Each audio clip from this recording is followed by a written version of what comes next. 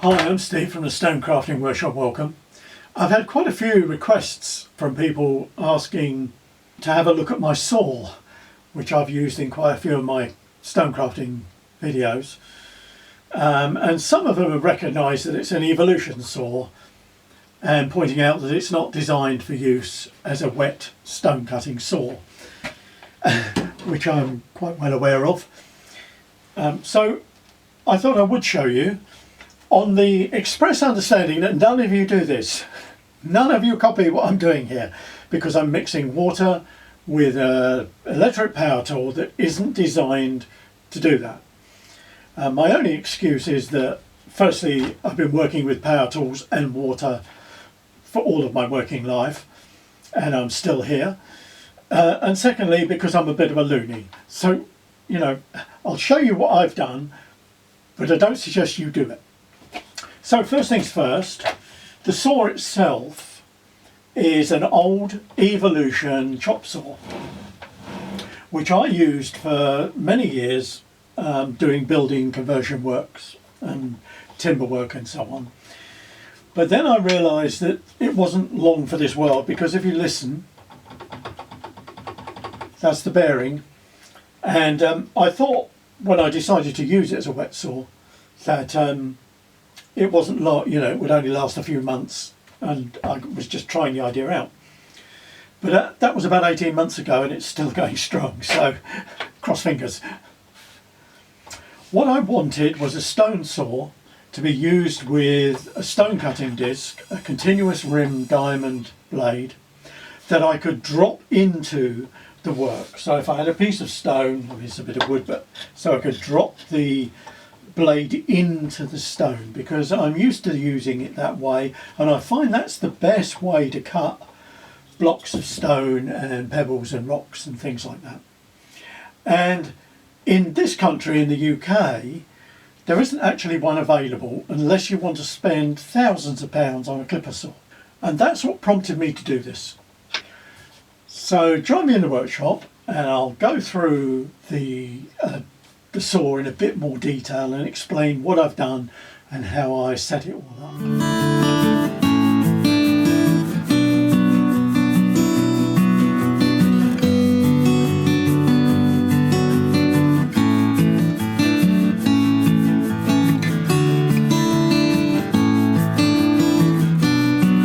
So this is my saw set up. I've made a bench, a water bench, out of, it was vinyl click-lock flooring, and then I just put a timber edge around it. The drainage is in this corner. There's just a pipe that goes down into a bucket, really high-tech stuff this. And the water supply itself comes from a pump that I have in my little room there, which I use a lot for my water supply. And it simply comes from that pump supply to a tap, which is the on-off tap for the saw. The water comes through this, I think this is probably 6mm pipe, to a Y diverter, and then there are two pipes that go either side and feed the water either side of the blade. And they're fixed through this cover here, this sliding cover.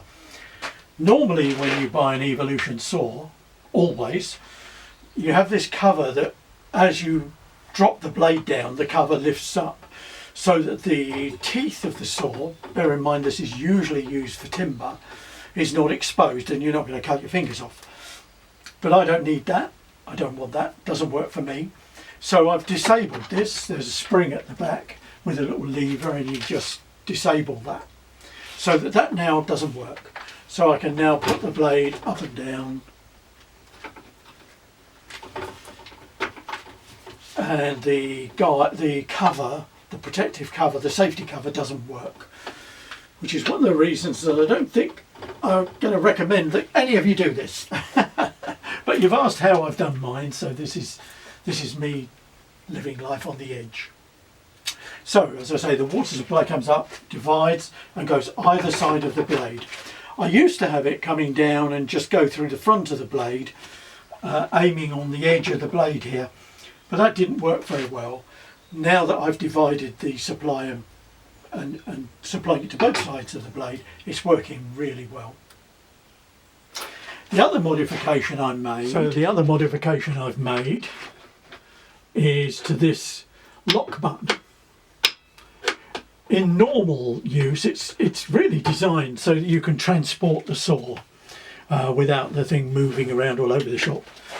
But I wanted to set the blade up at an angle so that it's fixed and I can work under the blade. You've seen me do that on various bits of stone tasking. And so all I did was to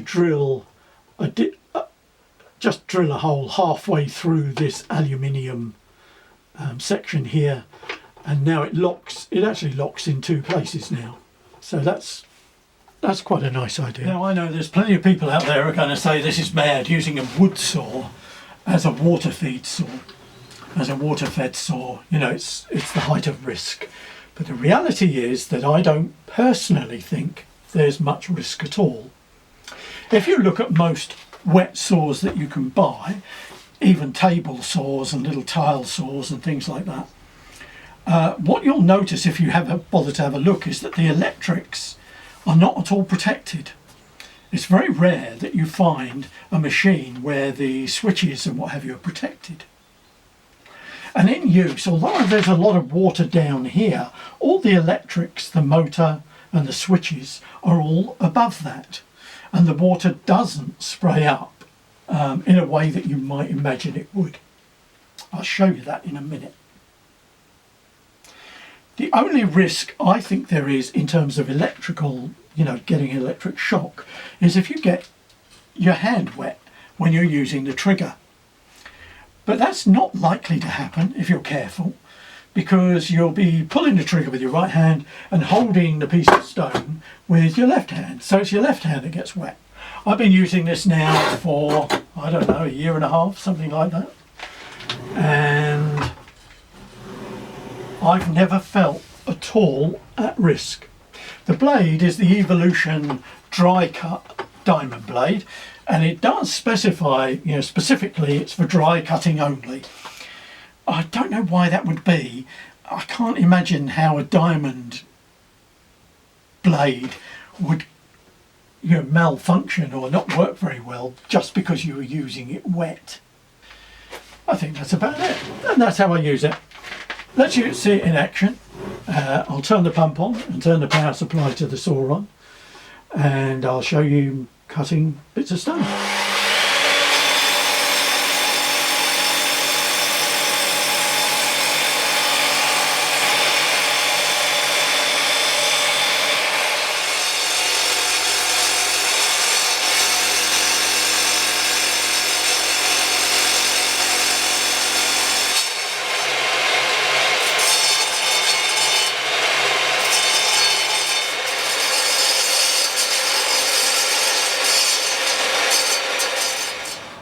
Thanks for watching.